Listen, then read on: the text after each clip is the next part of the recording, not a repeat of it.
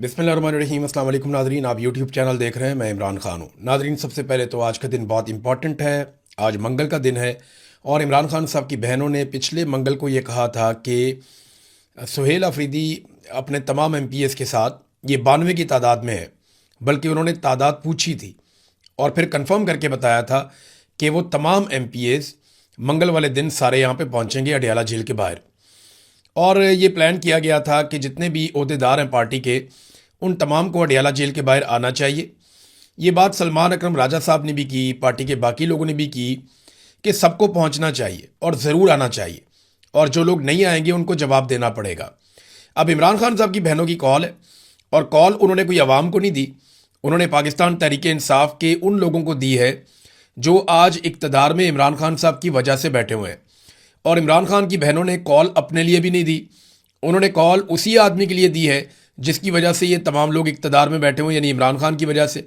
वो कैद तन्हाई में हैं, उनकी बिनाई ज़ाया हो रही है, उनके साथ बहुत जुल्म हो रहा है जो आसिम मुनीर साहब के कहने पे हो रहा है, क्योंकि इमरान खान साहब ने खुद कहा था कि मुझे कुछ भी हो जाए तो आपने बदला आसिम मुनीर से लेना है, मुझे या मेरी बीवी को कुछ हुआ तो ज़िम्मेदार आसिम मुनीर होगा। ये इमरान खान साहब ने एक मरतबा नहीं, कई मरतबा कहा। अब इमरान खान साहब की बहनों ने आज के दिन के लिए ऐलान किया हुआ। अब देखना यह है कि सब लोग पहुंचते हैं, कैसे पहुंचते हैं और क्या मनाजर हम देखते हैं। क्योंकि इससे पहले शहबाज शरीफ साहब ने अचानक से रब्ता कर लिया सुहेल अफरीदी से।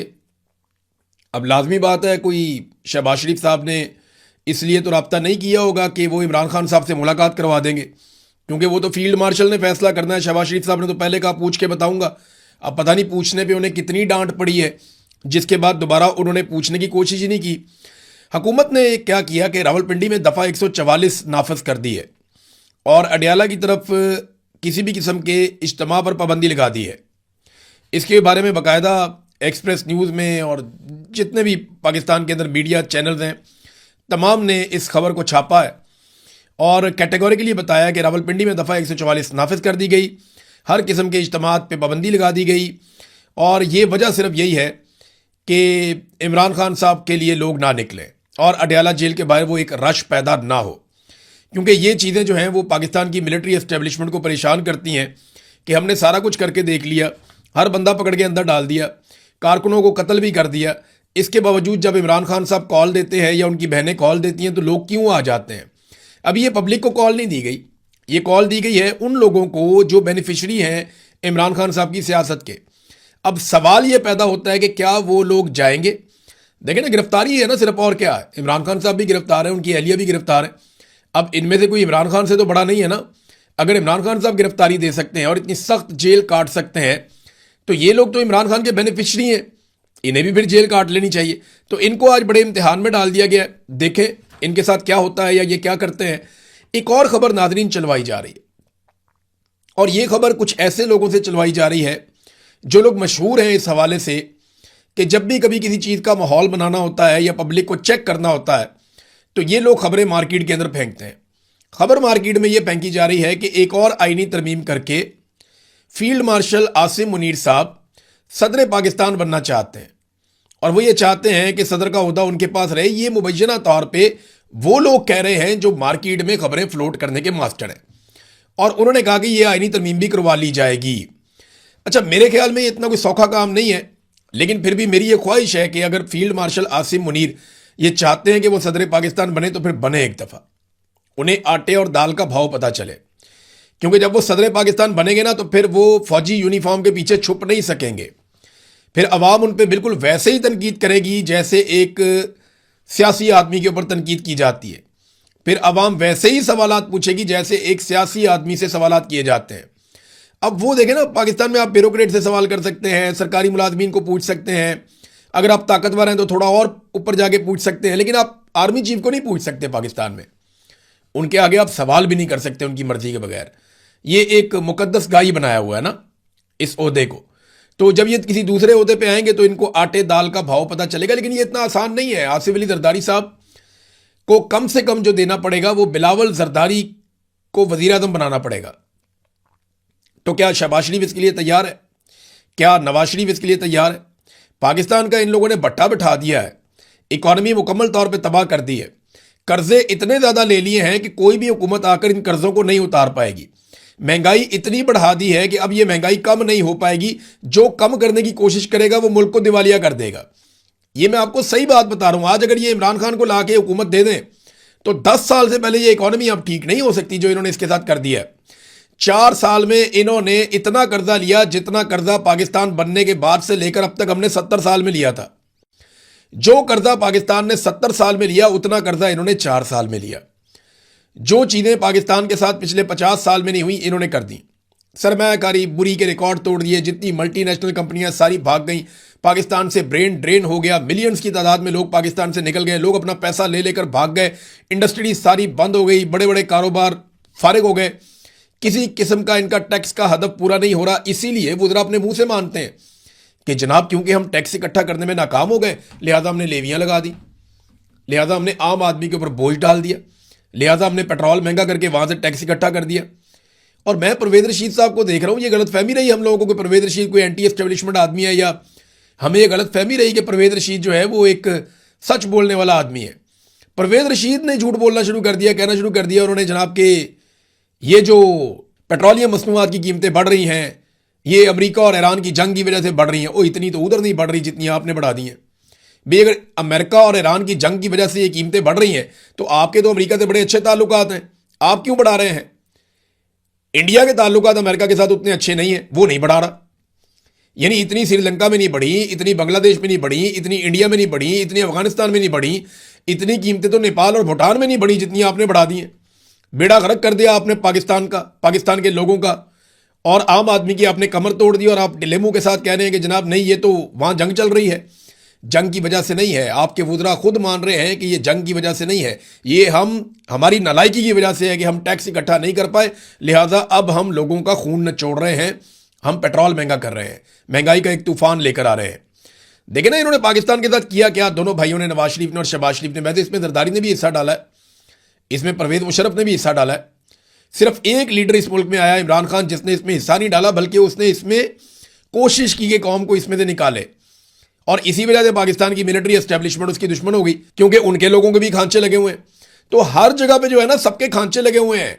ये जो आईपीबीज वाला मामला है इसके ऊपर मैं एक स्पेशल वीलॉग करने वाला हूं, थोड़ा सा काम रह गया, मुकम्मल करके फिर इसको तफसीली एक वीलॉग आपके सामने रखते हैं। तो बिजली सार्फिन से 3 सालों में 19 खरब वसूल किए गए, यानी 1900 अरब रुपया बिजली सार्फिन से 3 सालों में मौजूदा सरकार ने वसूल कर लिया। और ये टैक्स का पैसा है, ये इजाफी टैक्स वसूल किया, ये बिजली की कीमत नहीं है। बिजली के ऊपर जो टैक्स वसूल किया, जो इजाफी टैक्स वसूल किया, वो 3 सालों में 1900 अरब रुपया वसूल कर लिया इन्होंने। 19 खरब रुपया, आप अंदाजा करें। और पाकिस्तानियों को इन्होंने कहा था कि हम तो 300 यूनिट तक बिजली मुफ्त देंगे। इन्होंने कहा था कि जनाब हम तो आपको पेट्रोल लेने के लिए आप जाया करेंगे तो मोटरसाइकिल वाले को पैसे नहीं देना पड़ेंगे। इस किस्म के वादे करके इनका मंशूर मैंने निकाला है पीएमएलएन का और पीपल्स पार्टी का। मैं एक आधे दिन में आपको मंशूर भी इनका पढ़ के सुनाता हूँ, आपको बताता हूँ इन्होंने क्या वादे किए थे और कौम के साथ इन्होंने क्या किया है। बहरहाल पाबंदी सिर्फ पाकिस्तान में एक ही बात पे है कि इमरान खान को बस उसकी आवाज़ ना आए, उसकी तस्वीर ना आए।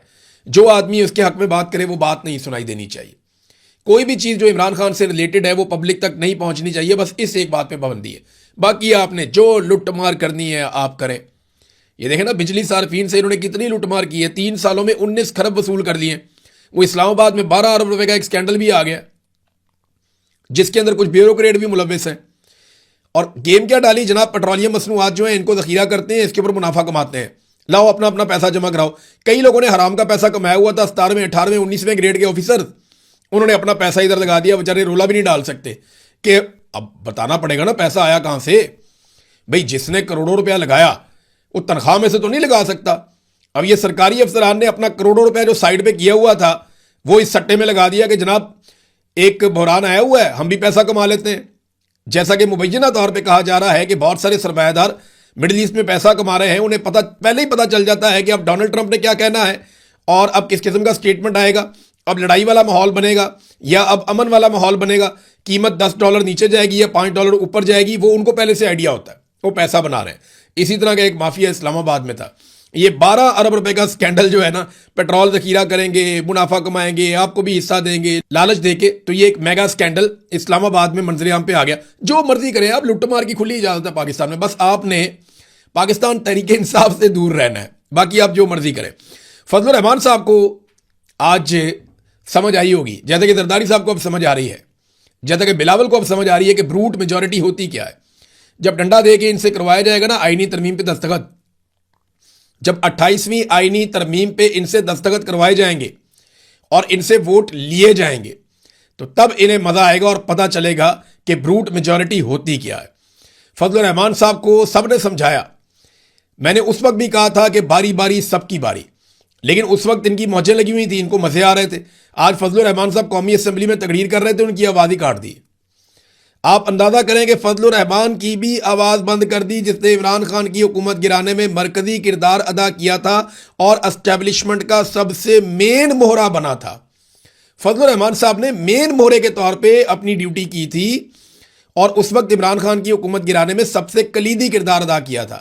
آج جناب قومی اسمبلی میں اظہار خیال کر رہے تھے، جب تک میٹھی میٹھی باتیں کی تب تک چلتا رہا معاملہ، جیسے ہی تنقید شروع کی ان کی آواز بند کر دی گئی۔ یہ سب کے ساتھ ہوگا، یہ زرداری کے ساتھ بھی ہوگا، نواز شریف کے ساتھ بھی ہوگا، ان کے بچوں کے ساتھ بھی ہوگا۔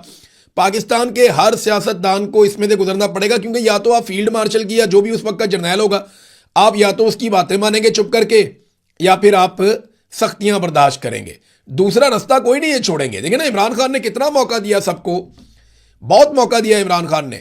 عمران خان نے اپنے حصے کی مار بھی کھائی، جو خود غلطی کی اس کی بھی مار کھائی، اور جو باقیوں نے کیا اس کا بھی کفارہ ادا کیا۔ عمران خان نے لگ بھگ پاکستان کی ساری سیاسی کریم کا کفارہ ادا کر دیا، اتنی مار کھائی ہے، اور ان ساروں کو بار بار موقع دیا کہ آؤ مل کر بیٹھ جاؤ، ملٹری اسٹیبلشمنٹ کو واپس بیرکوں میں بھیجتے ہیں۔ جس وقت عاصم منیر کی ایکسٹینشن کا معاملہ چل رہا تھا تو پی ایم ایل این کو اس بات کا خطرہ تھا، اور ان کے لوگ یہ کہتے تھے کہ اگر ہم نے عاصم منیر صاحب کو ایکسٹینشن نہ دی تو وہ پی ٹی آئی کے ساتھ مل کر ہماری منجی ٹھوک دیں گے۔ تو اس وقت عمران خان صاحب نے جیل سے ایک بڑا سخت پیغام دیا اور عاصم منیر صاحب کے اوپر کڑی تنقید کرتے ہوئے نواز شریف اور زرداری کو موقع دیا کہ لو میں کوئی ڈیل نہیں کرتا، میں نے تمہیں پھر پلیٹ میں رکھ کے دے دیا، آؤ جمہوریت کے لیے اکٹھے ہو جائیں۔ لیکن یہ چھوٹے چھوٹے وقتی مفاد کے لیے انہوں نے بہت بڑا سیاستدانوں کا نقصان کر دیا۔ آج سیاست پاکستان میں اتنی کمزور ہو گئی ہے، اس کے لیے عمران خان صاحب نے ان کو موقع دیا تھا کہ اس سارے مسئلے میں سے آپ نکل جائیں، میں کوئی ڈیل نہیں کروں گا اور نکلو اس میں سے، اور ملٹری اسٹیبلشمنٹ کو واپس بیرک میں بھیجو، ہم پاکستان میں نیا الیکشن کروا لیں گے۔ دیکھیں نا، اب عمران خان پرفارم کرے گا تو ٹھیک ہے، نہیں کرے گا تو واپس کسی اور کی باری آ جائے گی۔ جمہوریت تو ایسی ہی ہوتی ہے۔ لیکن ان ساروں نے یہ چنا کہ ہم نے جوتے پالش کرنے، اب جوتے پڑنے کا ٹائم آ گیا ان کو۔ زرداری صاحب بدمزہ ہو رہے ہیں، فضل الرحمان صاحب کی بھی آواز کٹ رہی ہے، تو باری باری سب کی باری ہے، میں نے بہت دفعہ کہا اور اب یہ ہوتا ہوا آپ کو دکھائی بھی دے رہا ہے۔ ناظرین، ٹرمپ کے کچھ سٹیٹمنٹس آئے ہیں، اب کیونکہ ہم بین الاقوامی خبروں کی طرف جا رہے ہیں تو میں کچھ چیزیں آپ کے سامنے رکھتا ہوں۔ ڈونلڈ ٹرمپ کے جو گزشتہ 24 گھنٹے کے بیانات ہیں، کیونکہ ایران نے جب تجاویز واپس بھیجی تو ڈونلڈ ٹرمپ کو اس کی بڑی تکلیف ہوئی۔ ڈونلڈ ٹرمپ نے اب بڑے سخت بیانات دیے۔ ٹرمپ نے کہا کہ ان کے پاس ایران کو ایٹمی ہتھیاروں کے حصول سے روکنے کے لیے ایک بہترین حکمت عملی ابھی بھی موجود ہے۔ ٹرمپ کے مطابق ایران نے زمین دوز یورینیم کے حوالے سے وعدے کیے تھے، لیکن پھر اپنے جواب میں ان وعدوں کو شامل نہیں کیا۔ ٹرمپ نے جنگ ختم کرنے کے حوالے سے ایران کی تجویز کو ایک احمقانہ تجویز قرار دیا۔ ٹرمپ نے کہا، میں شی جن پنگ کی بہت عزت کرتا ہوں، پریزیڈنٹ شی کی، جو پریزیڈنٹ ہیں چائنا کے، ان کی بڑی عزت کرتا ہوں، امید ہے وہ بھی میری عزت کرتے ہوں گے۔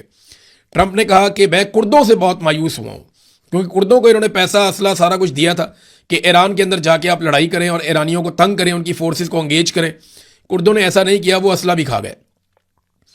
ٹرمپ نے ایک اور سٹیٹمنٹ دیا کہ ایران نے اپنے خط میں ایٹمی ہتھیاروں کے حصول کی کوشش نہ کرنے کا ذکر تک نہیں کیا۔ ٹرمپ نے امریکی تجویز پر ایرانی جواب کو کچرے کا ڈھیر قرار دیا اور کہا کہ انہوں نے اسے پڑھ کر مکمل بھی نہیں کیا کیونکہ یہ وقت کا ضیاع تھا۔ ڈونلڈ ٹرمپ نے کہا کہ ہم نے ایران کی جانب سے ایک ایسی دستاویز کے لیے 4 دن تک انتظار کیا جسے تیار کرنے میں 10 منٹ سے بھی کم وقت لگتا ہے، تو 4 دن ہم انتظار کرتے رہے۔ ساتھ میں ٹرمپ نے کہا کہ ایران کے ساتھ سفارتکاری بالکل ممکن ہے، میرا ان کے ساتھ 4 یا 5 مرتبہ معاہدہ طے پا گیا تھا، لیکن پھر انہوں نے اپنا ذہن بدل لیا۔ اب ڈونلڈ ٹرمپ نے نا ایک اور بات بھی کہی ہے۔ ڈونلڈ ٹرمپ نے کہا کہ ایرانی تجاویز احمقانہ ہے، جنگ بندی معاہدہ بستر مرگ پر آخری سانسیں لے رہا ہے، یعنی کسی وقت بھی ہم جنگ بندی ختم کر سکتے ہیں اور دوبارہ لڑائی کر سکتے ہیں۔ یہ بات اسرائیلی اخبارات نے بھی کہی۔ انہوں نے کہا کہ گزشتہ ہفتے ڈونلڈ ٹرمپ دوبارہ سے بمباری کرنے والا تھا، لیکن پھر امن کو ایک موقع اور دینے کی کوشش کی گئی ہے. اب ڈونلڈ ٹرمپ کے پاس کیا کیا آپشنز ہیں؟ نمبر ایک، وہ پروجیکٹ فریڈم جو ہے اس کو دوبارہ سے لانچ کر سکتے ہیں، پروجیکٹ فریڈم پلس کے نام سے یا کسی اور نام سے، کہ جناب ہم پھر کوشش کر رہے ہیں یہاں سے آپ نے ہرمز کو کھولنے کی، اور اسی بہانے ایک جنگ شروع کر سکتے ہیں. دوسرا، وہ ایران کے جو باقی ماندہ اہداف ہیں جن کا انہیں لگتا ہے کہ یہاں پہ اٹیک کیا جانا چاہیے، وہاں پہ بڑے شدید حملے بھی کر سکتے ہیں. پھر ایرانی جو سیاسی قیادت ہے اس کو نشانہ بنایا جا سکتا ہے تاکہ مستقبل میں کوئی ایسی سیاسی قیادت آ جائے جس کے ساتھ آسانی ہو امریکہ کو اور پاکستان کو یا باقی ممالک کو ڈیل کرنے میں، کیونکہ یہ والی قیادت تو ایک لمٹ سے زیادہ پیچھے ہٹنے کے لیے تیار نہیں ہے. پھر ڈونلڈ ٹرمپ نے کہا کہ ایران کے ساتھ جنگ بندی اس وقت لائف سپورٹ پر ہے، یعنی بہت کمزور مرحلے میں پہنچ گئی ہے اور کسی بھی وقت جو ہے وہ جنگ بندی ختم ہو سکتی ہے. یہ بات ڈونلڈ ٹرمپ نے کہی ہے. اچھا، اس کے ساتھ نا ایک اور ڈیولپمنٹ ہے جو امریکن میڈیا نے رپورٹ کی، اور یہ خطرناک چیز ہے. ایسی چیزیں نارملی رپورٹ نہیں کی جاتی، لیکن امریکہ نے اس کو رپورٹ کیا ہے. یہ جبرالٹر کا ایک ایریا ہے، یہ میں آپ کو بتاتا ہوں، یہ ایک جزیرہ ہے. جبرالٹر جو ہے یہ اسپین اور مراکش کے بیچ میں ایک ایریا ہے. یہاں پہ رپورٹ ہوا ہے کہ امریکہ نے اپنی ایک آبدوز پہنچائی ہے. نارملی اس آبدوز کی لوکیشن نہیں بتائی جاتی، لیکن امریکہ نے بتایا، ان کے میڈیا نے اس کو رپورٹ کیا کہ امریکہ نے جوہری صلاحیت کی حامل آبدوز جبرالٹر پہنچا دی ہے، اور خطے میں شدید کشیدگی پیدا ہو سکتی ہے اس کے آنے کے بعد. یہ جو جبرالٹر میں آنے والی آبدوز ہے یہ بیلسٹک میزائلوں سے لیس ہے، اور اس کے پاس ایٹم بم بھی ہے، اور یہ ایٹمی حملہ کرنے کی صلاحیت رکھتی ہے. اور اب یہ موو کرتی ہوئی جبرالٹر تک پہنچ گئی ہے، تو یہاں سے اس کو بہت کم ٹائم لگے گا اگر یہ اٹیک کرنا چاہتی ہے. اور اگر ان میزائلز کی رینج زیادہ ہے تو یہ یہاں سے بھی اٹیک کر سکتی ہے، یہاں سے بھی یہ حملہ کر سکتی ہے. لیکن اللہ نہ کرے اس قسم کی لڑائی ہو دنیا میں، مگر حالات جو ہے وہ لڑائی کے بغیر ٹھیک ہوتے ہوئے دکھائی مشکل سے دے رہے ہیں. ایک رپورٹ ناظرین اور آئی ہے، اور یہ امریکہ کے اسلحے کے حوالے سے رپورٹ ہے، اور یہ فاکس نیوز نے اب رپورٹ دی ہے. انہوں نے ایک مرتبہ پھر تصدیق کی ہے کہ امریکہ کا جو اسلحہ خانہ ہے اس کا ایک بہت بڑا حصہ ایران کے ساتھ جو لڑائی امریکہ نے لڑی ہے یہ لگ بھگ 1.25 مہینے کے اندر ہی ضائع ہو گیا. میرا سوال یہ ہے کہ رشیا گزشتہ کئی سالوں سے، یعنی 2022 سے لڑ رہا ہے، آج 4 سال سے زیادہ ہو گئے ہیں، لگ بھگ سوا 4 سال ہو گئے ہیں. رشیا یوکرین سے لڑ رہا ہے، یوکرین کو ساری دنیا ویپن دے رہی ہے، اور رشیا کے ہتھیاروں کے ذخیرے ختم نہیں ہو رہے، اور وہ لگاتار لڑائی لڑتا چلا جا رہا ہے یوکرین کے ساتھ.